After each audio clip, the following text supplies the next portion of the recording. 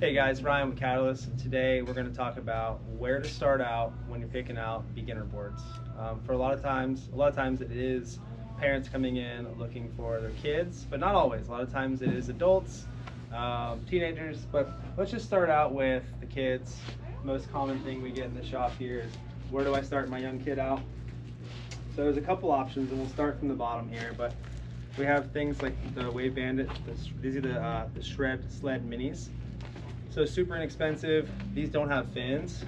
Basically what these are is a boogie board with the ability to, when the kid wants to start standing up, it actually has a little rocker to it, and they're somewhat easier to ride than a boogie board would be if they stand up on a boogie board. So great place to start for the real little ones. And this is basically the same thing for maybe a little older kid, like if you have like a 4 or 5 year old.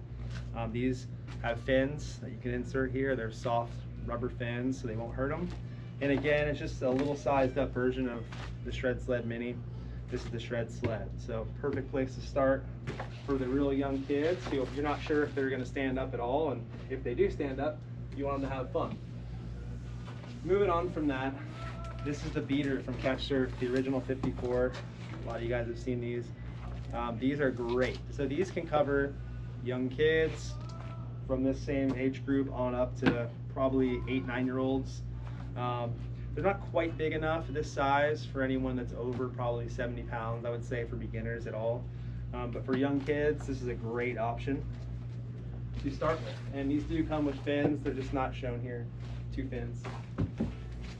All right, moving on from there, we have a few options. We have boards like the Softex, Odysseys, things like this.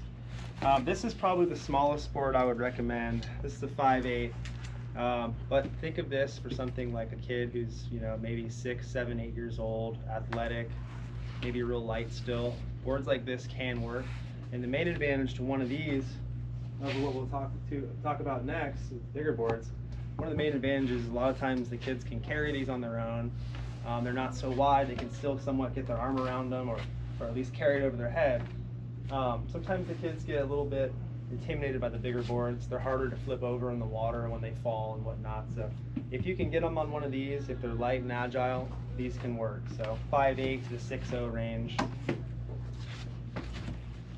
Okay, getting into the majority of people who come in here and want to start surfing, whether you're a teenager, adult, or even young kids. Maybe your kid's not athletic, don't know. Bigger is easier and better. So when you're picking out a soft top, they're not all the same. You want to look for the full rails. If you're a pure beginner, big boxy rails keep the board from rolling.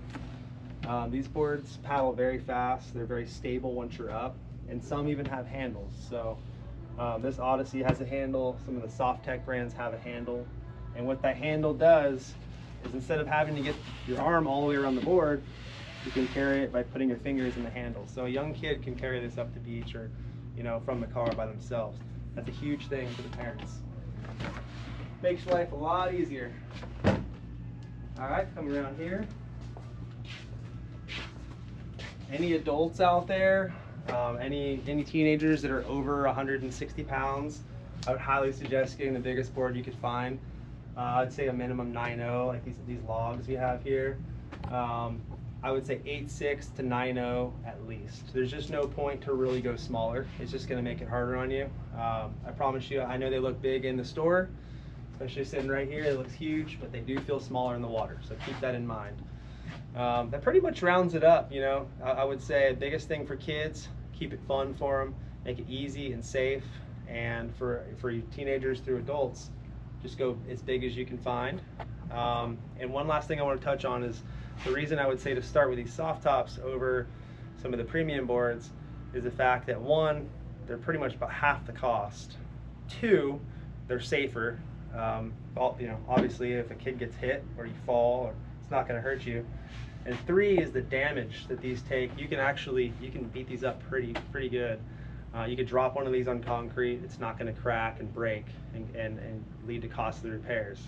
If you drop a $1,000 high performance board, it's going to be an expensive repair and the board's not going to last. So keep that in mind. So cost, safety should be number 1, and the durability of these things is tough to beat. So, you know, if you're considering getting into surfing, this is where I would start.